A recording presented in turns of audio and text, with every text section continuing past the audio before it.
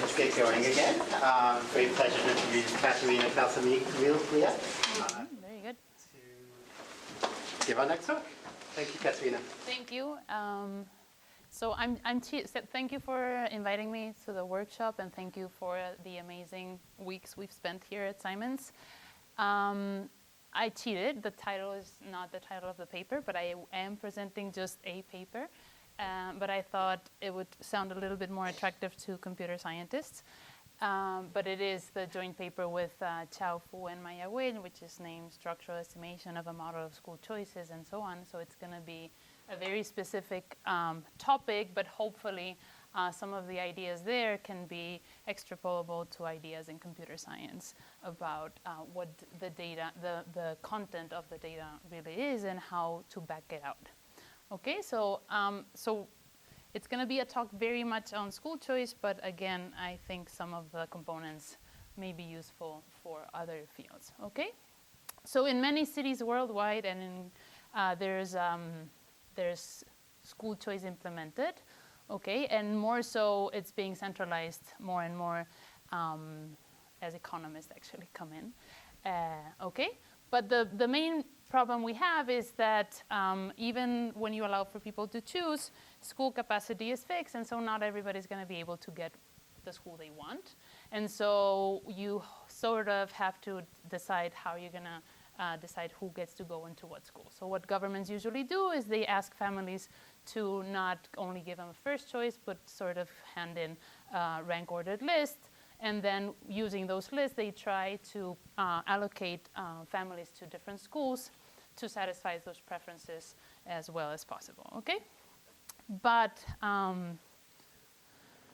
depending on what then the government does with this list, and this is where the field of school choice initiated, depending on what the centralized system does with this list, families will not have incentives to tell you what they really want.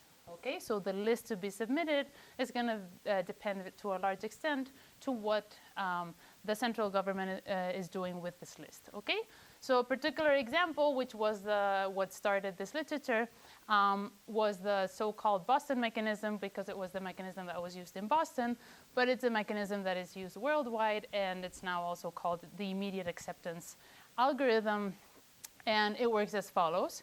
So you have all these rank orders lists that you've been submitted, and you put everybody in their first choice. But if there's more applicants than seats in that school, you basically rank the applicants according to some priorities that the government sets.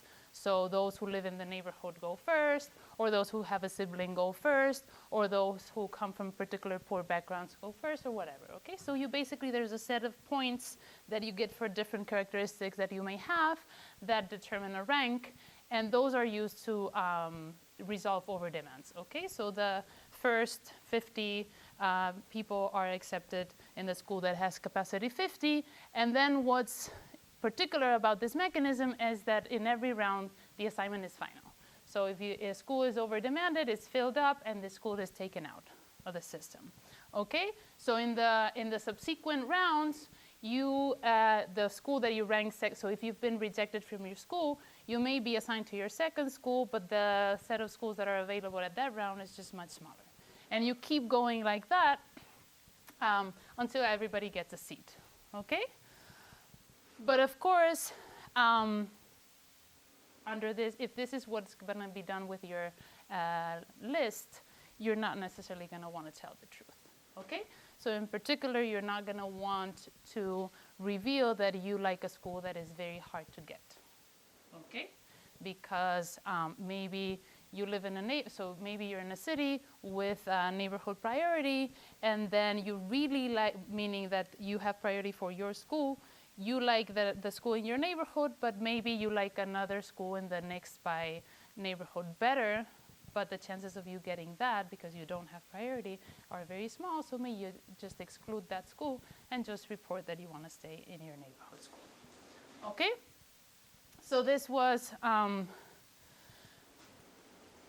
the main reason why in Boston they took away this mechanism. Okay, but if you think about it, what is the problem with this mechanism? Why is it wrong for people not, why is truth telling important? okay? So one is, well, it's painful to have to strategize, okay? It would be nice if you could just tell the truth and that's it, right? Second is you may exclude schools that you shouldn't have exposed, okay? And that's, more efficiency, maybe inequity, depending on who's excluding what and for what reasons. But there's a paper by Miralles and another by Abdul Qadir Aluchi and Yasuda that showed that actually if there is a lot of congestion and meaning that basically preferences are very, very similar across schools, it's just so people basically have the same ranks, and the only difference is in the intensity with which people feel for those schools, then this mechanism is not so bad. Because who's going to dare to apply for the best school? Those who value it relatively more. Right? So this mechanism leads to some kind of self-selection in terms of intensity, which may be good. Okay? But this is if the rank order was the same for everybody and if there was no priorities for anything else. So it was just a lottery determining who's getting, when I'm deciding whether I should apply for my first best, if everybody has the same chances, who's going to be the one that applies is really just those who have higher intensities. But this is not going to be the case if there's neighborhood priorities. Okay? If there's neighborhood priorities, then I just have, even if I like the other school more than other people, because I don't have priority for that school, I may not apply for it. And actually what we show in this paper is that if there's neighborhood priorities and if there's some schools that are sufficiently bad, this whole game turns out more into a game of making sure you don't get into the bad school. And so the safe option turns out to be just to apply for a neighborhood school. Okay, so basically people will not reveal their intensities about anything, but they will just play it super safe and just apply for a neighborhood school. Okay, and this is something that we can check, that we check in this other paper empirically by showing that in the city of Barcelona, where, by the way, it's not like the system is super segregated, so it's not like the presence of bad schools is particularly apparent. So if the results hold here, I would think that in Chicago they should be more relevant. But in Barcelona, we do see that most of the families just apply for neighborhood, and we can identify that it is because of neighborhood and not because of preferences, because there was a change in the neighborhood design, and we see that people systematically change what they apply for when the neighborhood design is changed. Okay? So in principle, there's all this, all these different things. If we just had the theory and our small little empirical exercise in Barcelona, Boston may be bad because of these reasons, Boston may be bad because of these other reasons, maybe good or maybe bad, I don't know. Okay? There's another factor that is important is what happens, that has to do with this, is what happens when there's private schools. Okay? So we basically, I told you that at the end, who's going to be applying for, if everybody more or less agrees about the preferences for schools, then who dares to apply for, it becomes a choice of, is a risky choice at the end, right? Who dares to apply for the best school versus incurring in the risk in going in the leftover schools after the first round, which most of the times are much worse schools.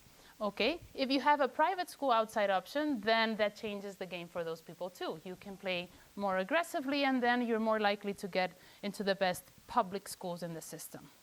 Okay, so there's a private school effect, and there's another effect, which is if you come from a very poor neighborhood, you also have very little to lose. Okay, so you can also play very risky. Okay, so you have sort of, for the most part, people will be playing it safe. And then with both extremes, those who have a private school or those who have nothing to lose because their neighborhood school is very bad, they will actually be the only ones who can take a high risk and probably be successful because nobody else is taking the risk of applying for the very good schools in this city. Okay? So this is all theory, right? What are the alternatives? The alternative that was implemented in Boston was the Gale-Shapley. I don't need to explain this to this audience, I think, right? So the main difference is that the assignment is not final in every round, so you can dare to take risks because that doesn't harm your chances of getting into any of the schools and in any subsequent rounds. And there's also top trading cycles, which basically randomly assigns. So our interpretation for the particular case of school choice is that you start off by randomly assigning people to one of their neighborhood schools, and then using the lists that families have submitted, you create these cycles of mutually beneficial trades. Okay, so you can create this, there's this basically systematic procedure of checking for all possible cycles of trades to make sure that there's basically no efficiency to be gained. Okay, so Gale-Shapley is stable, but it's not efficient. Top trading cycles is efficient, but it's not stable. In the same paper as before, we show that under Gale-Shapley, if there's neighborhood priorities, so if basically the city is planned out in a way that basically everybody has a neighborhood school and they have priority for that neighborhood school, if there's a bad school in the system, or it doesn't have to be very bad, it's just that everybody agrees on what the worst schools are, okay? So basically there's a very strong correlation at the bottom, and everywhere else you can have all kinds of preferences. The final assignment will be that people will go into the neighborhood school. Even though they will tell the truth, they will all say they may not like their neighborhood school at all, okay?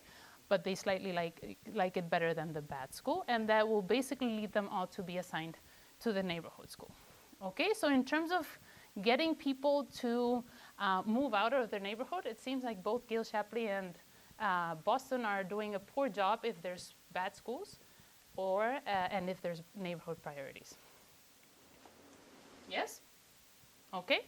So which one of the two should we apply in this particular case of Barcelona? Shall we move to the Gale-Shapley? In the city of Boston, shall we move from Boston to Gale-Shapley? In anywhere in the world, shall we move to one place or to the other? Well, if there's neighborhood priorities, which is the case in many of the cities, you should think about it if you think there's some bad schools in the system. Okay? I presented this in Finland, and somebody said, I don't understand. What do you mean by bad schools? And I said, and I thought it was a joke. But the person was like, no, seriously. I mean, if the government sees that there's a school that systematically nobody likes, they should be doing something about it. And I said, yeah, this is, yeah. I appreciate your point. I will move this comment to the administration worldwide. But effectively, this has a huge impact, okay? And if you guys don't mind, given the audience here, I would like to briefly explain you the result here, because it's very intuitive, okay, why this happens, okay? And it will also help you understand some of the empirical results we get. So in Gale-Shapley, so suppose, to make it very simple, that there's basically 3 neighborhoods, okay? So you and I are from the good neighborhoods, and all of you are from the bad neighborhood, okay? So you would like any of our schools. I like her school because I like arts, okay? And she lives in the arts neighborhood, and she likes computer science, and in my neighborhood, that's what they do, okay? So she would like my school, then hers, and then the bad schools. And I would like hers, then mine, and then yours, okay? So we're all gonna be truthful here, okay? So in the first round, she applies for mine, I apply for yours, and you half and half apply for ours. Will I get her seat? Well, I don't have priority for her neighborhood, for her school. So whether I get it or not is gonna be a random draw, okay? So I have to bid, I get a higher number than all of you. Okay, but not only this, I also have to gain. I have to gain her seat, and she also has to gain mine. Okay, because if not, she's gonna claim back her seat and kick me out. So the chances that we're both gonna be able to get a nice enough lottery number just becomes small very fast. So doesn't have to be a super large market. Okay. As n gets large, the probability of this happening is very small, okay? So there we have the result is star because we have large market, and then everything is very nice, but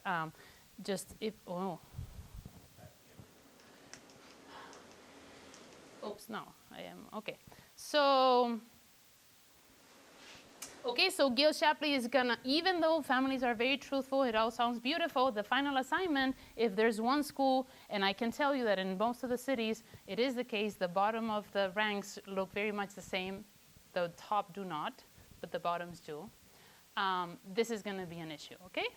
So which mechanism should we use for different cities in the world?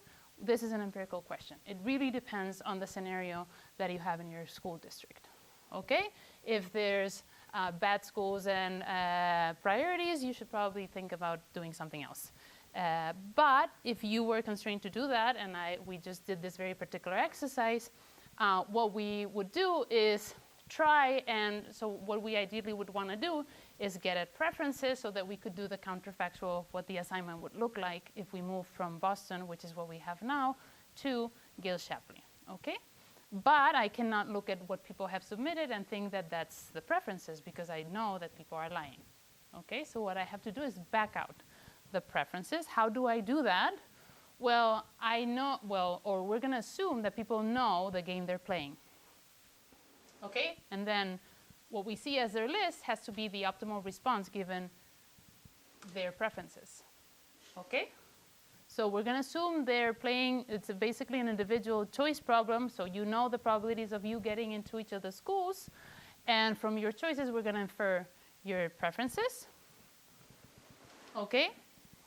And then we're going to basically get at your household preferences, and we're going to get at, so one of the concerns is some people may not understand. So we do have that there's a probability that you're naive versus you being sophisticated. Unfortunately, the only things we can really pin down is you being completely naive, and completely sophisticated or completely naive. We cannot identify something in the middle, okay? And what we're going to do, which is also nice in the context of computer science, is we're going to estimate the model using 2006 data, but then we're going to do out-of-sample validation to see whether the preferences can predict a change that occurred in 2007. So in 2007, the city, so before 2007, the city was divided into disjoint sets. So basically there's, if you lived in one of these sets, you had priority for all the schools in that set. But that also meant that if you lived in the corner of between two of these districts, then maybe you had some close schools by, but they were from the other neighborhood, and you would not get priority for them. So in 2007, they said, well, we're just going to say you have priority for the 6 closest schools to you. So that basically to us means we have a lot of variation on the priorities that families living in this given point in the city face very different priority before and after. So we see whether, assuming preferences have not changed, which they shouldn't change from one year to the other, whether we can do counterfactual and predict what happened then. And I unfortunately will not show you much of that, but I can tell you it works, okay? So you can look at the paper and we can actually do a good job. And I'm going to focus more on telling you what can be learned from having done that exercise, okay? Yinhua was the first brave person to tackle this problem. And he wanted to do it a lot more rigorously than we do. So he was basically wanting to solve the full game. We're going to do like a very large simplifying assumption, which is we're going to assume that people think they're small enough so that their actions are not going to affect the other actions of families in the city. Okay? So that's the main difference with them. Agarwal and Samani, they develop a different methodology than we do, which can be applied for a small number of schools. Okay, so I will tell you in a second how we do it and why the size to us is not really a problem. Okay, and then Hwang relaxes some of the assumptions that we make, which also allows them to identify a little bit less, but anyways, okay? So just very briefly about the system in Barcelona. So we have 96% of the schools are run by the government. Half of them are what we call semi-private in the sense that it's a little bit like charter schools. They're financed, they're public, but they're managed privately. Okay, so it's public money given to private institutions to provide the service of providing education. Okay, and it's basically half of those. So we have 96% of the schools are in this centralized procedure, and there's 4% that are purely private and are outside of the system. Okay? In the case of Barcelona, the assignment happens when the kids are 3, so there's no way of using anything but just, whether you have an older sibling in the school or not, whether you live in the neighborhood of the school or not, other characteristics like whether you have a disability, whether you are a large family, whether single parents, single mom or single dad, and so on and so forth. So small things, the points here are very small. And then the rest is basically a random draw. Okay? By the way, questions? I've been talking and talking. No questions?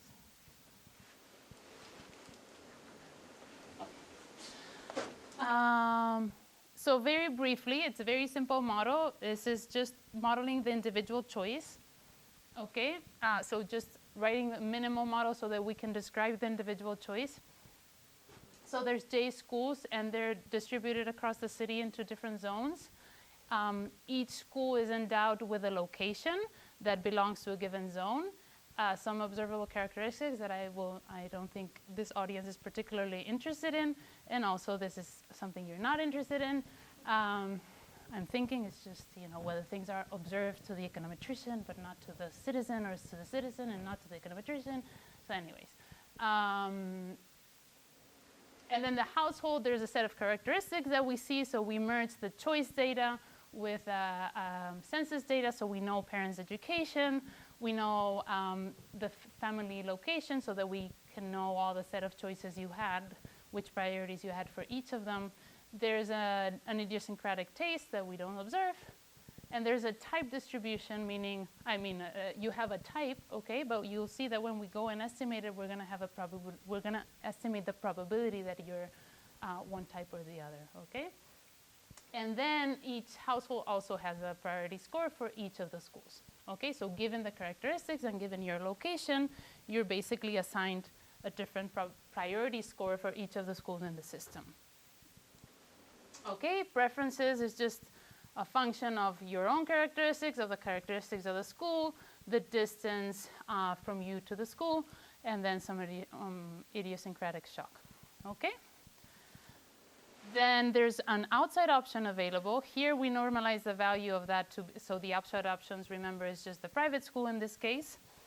We normalize the value of that to 0, which only means that the estimations we're going to get are going to be normalized so that private schools are 0, but that in no way means that everybody values private school in the same way.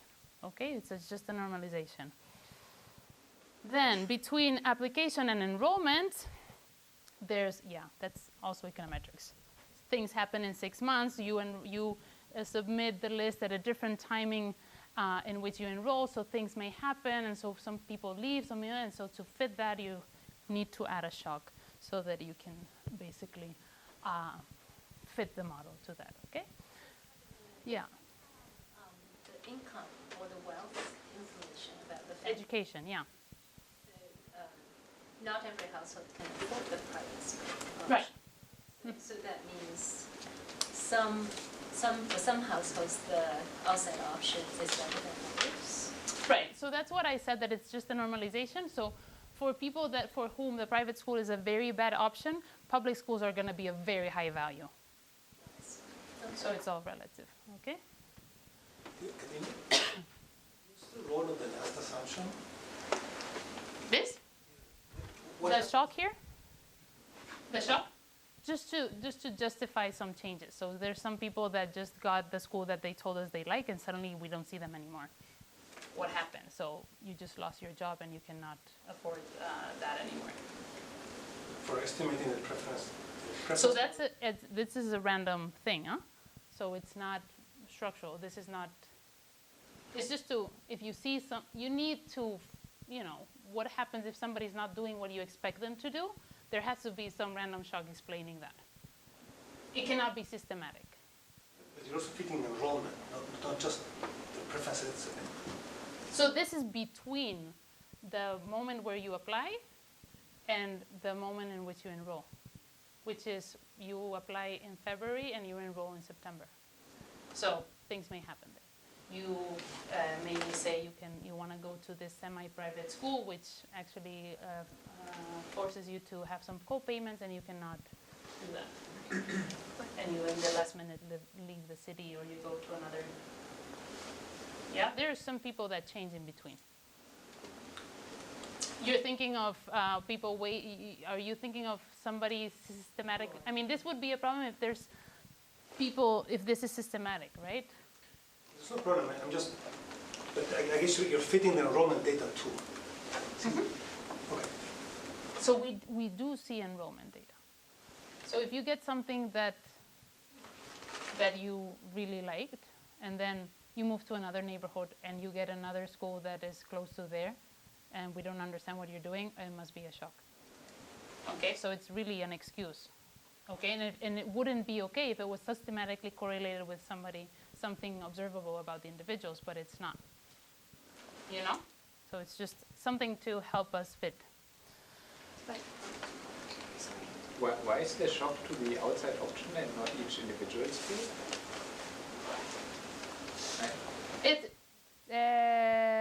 So this is at it's a shock at the individual level, so it wouldn't make a difference. Right? I'm basically allowing the payoff between what you got and what you end up enrolling with, so it doesn't matter whether it's one or the other. So it's equivalent. Are the private schools in the mechanism? No. So shouldn't that shock be systematic? Meaning that I'm more likely to leave towards a private school if I get like my second option as opposed to my first. Right, so we really want to capture that in the preferences, not here. This is a shock. We should not be explaining that part with a shock. We should be explaining that with preferences.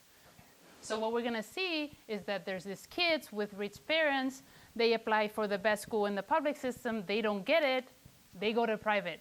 And that I want to be able to explain. So I don't want that to be a shock. Okay. Yeah? Yes? Any more? You're not happy? We'll see. I will not talk about this shock anymore. So maybe, you know. Are you sure? We can talk about the shock afterwards. Anyways. Okay, so what we're gonna also estimate is the type distribution. So we're not gonna be saying you are naive and you are sophisticated. We're just gonna attribute a probability that you are being naive to you. Okay, and why is that? Because we wanna relate it to observables, so we need to basically take subgroups of people and attach a probability to them that they're being naive or not. And we're basically gonna allow that probability to change depending on your observables, which basically is your level of education and the zone in which you live. Why? Because at a given point in time, and in particular now in Barcelona, families that are more sophisticated are probably already living in the neighborhoods where there's the better schools because they moved there precisely because they wanted to be close. Okay, so we're gonna allow this distribution to change according to that. Okay? So how are we going to get at the probabilities that applicants are supposed to use to produce the probability? So we said the consumers are basically taking assignment probabilities into account. What is the information we are assuming they know is the following. One is the round at which the school is going to be filled up. Okay?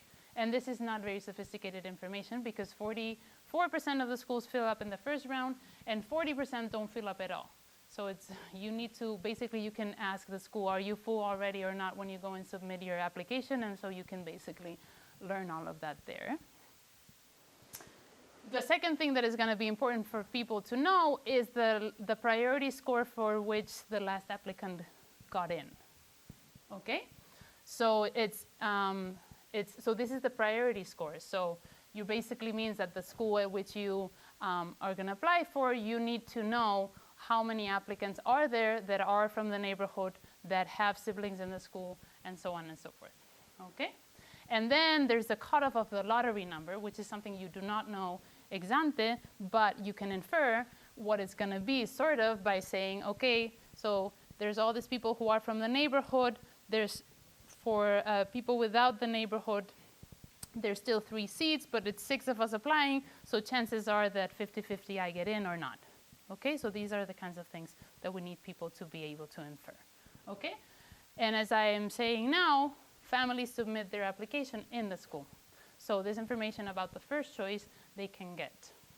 Okay, so it's not crazy to think that families in Barcelona can learn these probabilities for the first round. Okay, and for the subsequent rounds, basically, as we'll see in a second, basically all families get their first choice. And if not, they're pretty much out. So they don't get any of the schools that they applied for. So it's all or nothing kind of thing. So the information that is relevant is the one in the first round. And that's true not only in Barcelona, but in all the empirical exercises. That is a common feature, that basically everybody gets their first choice because they're very good at just anticipating where they should apply to. Okay, so that's also not relevant. Maybe this is again appearing here. But basically this means that at the point of your final utility is going to be either the school that you get into or the shock if that's large enough to make you change your choice. Okay, the shock meaning you're going to go to an outside option. Okay, then what happens if you don't get, so there's 317 schools in Barcelona, and the list is only allowed to be of 10 choices, which is more than enough because everybody's getting either their first choice or basically not much. But the way the assignment works is if you don't get any of the schools, of the 10 schools in the list, you get assigned to a leftover school, which is the school that is closer to you that has a free seat. Okay? Okay, so here's what is the decision-making process for the naive household. It's very easy. They just rank truthfully, okay? So nothing there. What about sophisticated? Okay. So sophisticated, what the literature had done up until now was say, well, you're going to have to, well, hold on. Yes. So how did we, so to structurally, basically to back out the preferences, given the way we've set the model, the way that this estimation techniques work is you throw in some parameters for the utility function and you compute what the optimal list is out of those preferences. And if the optimal list looks like the actual list, that means that these are good parameters. And if they're not, these are not good parameters, and you look for new ones. Okay? But if for every set of parameters that you throw into the computer, into the utility function, you have to compute all the possible permutations of lists that you could have, applied for, and compute which one is the best out of all of them. That's very complicated. Okay, that means, if there's 317 schools and you can rank 10, that means comparing lots of permutations for every single set of parameters that you want to do. So people systematically either looked for environments where there are very few schools so that the problem was easy, or sort of tried to reduce, you just say, well, you're not going to apply for every school in the city. I'm just going to assume you apply to a subset of them for some, just to make it tractable. Okay, so what we're going to do here is basically understand that the way that one solves this problem, and this is very helpful having lived through this, so is that you don't solve this by doing permutations. You solve this by doing backward induction. Okay? So when you're thinking of the 10 list to put in, you're thinking, well, if I've been rejected from all the previous schools, what are my chances in the 10th round of getting any, I look at what's left at that point, and you keep moving backwards, okay? And you can do that because each of the elements in the list is relevant only in a very particular time. So although everybody is allowed to is forced to submit the list at the same time, the point at which each of the schools becomes relevant is a different one. Okay, so you try in the first round. When you get to the second option in the second option you ranked, that means you've been rejected from the first. Okay.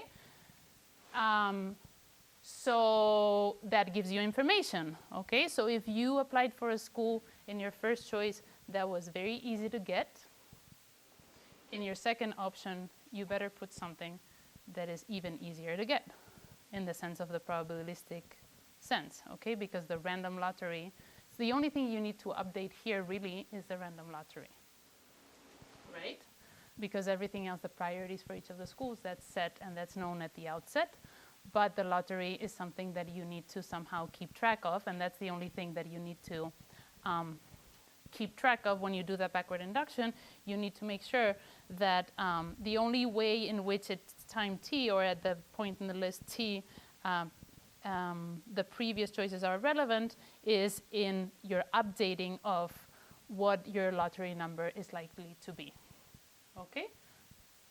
What if I'm only sophisticated for the first school in my list? Because as you said, if I don't get into the first round, I don't get in. Mm-hmm. And so I'm much more likely to optimize the first school and leave everything else kind of at random. So everything else at random means you're going to be assigned. Random or true preference, like it doesn't matter at that point. Right. You're just going to be assigned to the. Right. So what the mechanism will do if you do that is you're going to try out the first choice, and then if it doesn't work, it's going to assign you the closest by school that has a free seat, which is probably what you would want anyway. Right? So it's all rational. It's all fine. That's a rational way of behaving in this model. But sort of you're backing out, you're assuming that a consumer is either sort of optimizing the entire list of 10 schools or non-optimizing. Yeah, but what I'm telling you is that so I agree that that's a restriction, but the particular example you're giving me, that would be in the rational case still. And that's why, you know what I mean? Because just playing it, playing the first choice very well, and then everything else doesn't really matter, because if you don't get your first choice, the options you have left are really, so it's either there's the 44% that get filled up in the first round, and the others don't get filled up at all. So you might as well just choose the one that's closest to you, because more or less, so basically the ones that are worth going far away for are this 44%. And if not, you might as well just stay in the neighborhood school. I guess another way of asking the question is like, how much does your estimation rely on the schools that you list after the first? Very little. Very, very little. Very little. Very little, because what is available in the second round is very common for everybody. Because the schools that are available there are basically schools that are not filled up, so anybody has that backup. So there's a lottery for a good school, or what is if you don't gain the lottery, what you're left with is more or less the same for everybody, and so, yeah? Okay.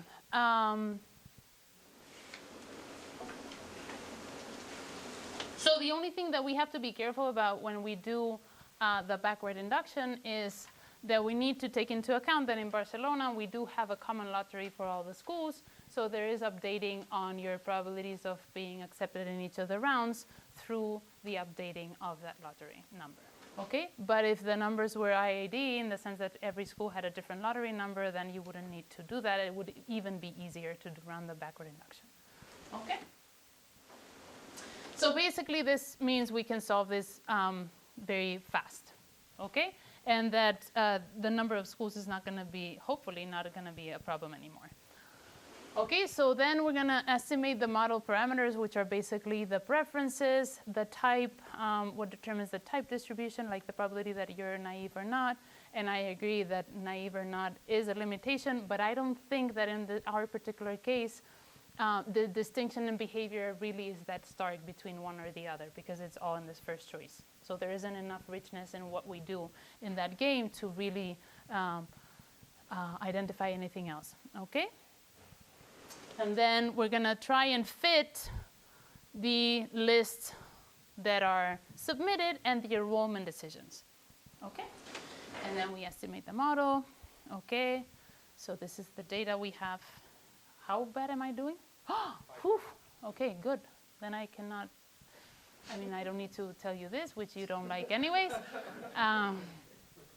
Okay, so basically what I just told you, right? So everybody gets their first choice, and the papers are always very happy. They always said everybody gets what they want, okay? Which is something that I also, these algorithms that want to optimize the match rate, I'm saying, Boston is great, the match rate is amazing, everybody gets what they want. So this is just to connect to maybe why this is useful also for recommender systems and so on. But anyways, so this is what we get in terms of types distribution. As you see, many of them are not naive, okay? Which means they behave in a way that you can rationalize with the preferences. Okay, that doesn't mean they understand the Boston mechanism or all this, but they understand when people tell them, is there something you're really crazy about? No, then just apply for the neighborhood school, which is what you should do. And then people will play according to that, okay? And there's a slight correlation with education, but it's nothing, really crazy. So here's the comparison. So once I'm not going to showing you the parameters of the estimation because I don't think they're particularly useful, but they're just very normal things. So here's, if we move from Boston to Gil Shapley in Barcelona, this is what would happen to the utility of the individuals. Aggregate welfare will go down. And this is for this particular subgroups. Notice that the ones that would benefit less from the change is low socioeconomics. So this point about Boston being such that it's all about taking the risk, and if you're a very low socioeconomics, you're probably living in a neighborhood that has a very bad school. So you have very little to lose, so you can risk it, and because nobody else is risking it, you actually get in. How do you get at preference intensities from the data?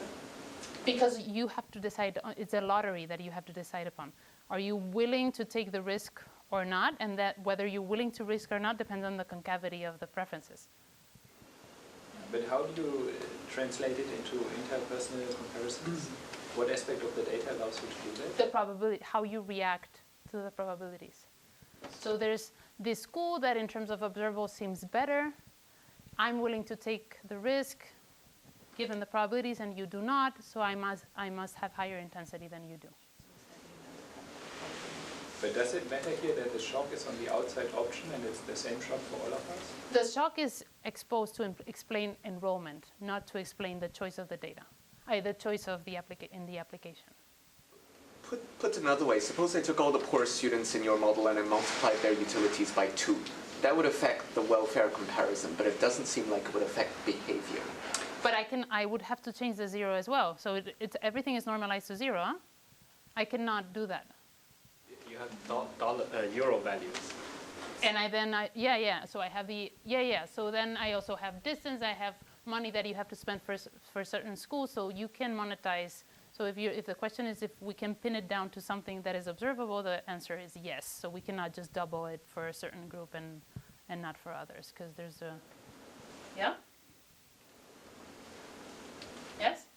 Could you explain a little bit more which aspect of the data ties it for the different groups? So what aspect of behavior is it that ties it? So I see, right. So I see somebody who's poor, meaning the only thing that's relevant in this case is he lives in a neighborhood with a very bad school. So the choice for him is my school, which is very bad, okay, and this other school that is outside of the neighborhood, which is very good, okay? And there's this other person who lives in my same neighborhood, okay, and is not willing to take the risk. So the X's are the same. Everything is the same. One is wanting to take the risk. The other one is not. The only reason why you would want to do that is because of intensity. Yeah, never mind. Yeah? But we can talk, yeah. So this is, okay? So I think one of the super important components, that this is part of the theory that I was referring to before, is that we show there in that theoretical paper that risk aversion plays a crucial role in determining where you want to apply to. And so basically there's a separating, there's a threshold equilibrium. Higher types want to do one thing, lower types want to do another thing, and this we just basically see here. Although the model, we did not do the estimation in this way, I can definitely see why we're getting it at it, okay? Just a question. You're estimating cardinal preferences here to make these comparisons? Mm-hmm. And is this across the entire list of schools, or is it for each? Well, it's the entire, because we parameterize it. So we estimate it for whatever choices, you're revealing to me something about. It's the same model that lets you give numbers for everything. Exactly. I see. Got it. So then you could also ask how far off this is from the optimal assignment. Optimal being, yes, that you do TTC or something. Yeah, so we do, so you'll see that we're gonna do TTC, okay, as well. And TTC is slightly better, but it's not crazy better, okay? Oh, wait, so I do want to emphasize this. So I don't think these numbers are super extrapolable because who knows what these numbers mean? Is this a lot or not? I don't know. But then who wins and who loses in terms of the assignment being better or worse? There's just a lot more losers than winners. Okay, so yeah, let me just go fast because I basically have no time and I do want to talk about this, which is what is the fraction of households that are assigned to their neighborhood when their favorite is not in the neighborhood? That's highest with Gale-Shapley and lowest with TTC. So Boston forces you to apply to your neighborhood more often, okay? But Gale-Shapley, even though it allows you to tell the truth, you're assigned to your neighborhood more often. Okay? And last, similar flavor, if you wanted to get out of your zone, right, basically the best mechanism for you is TTC and the worst is Gale-Shapley. Okay?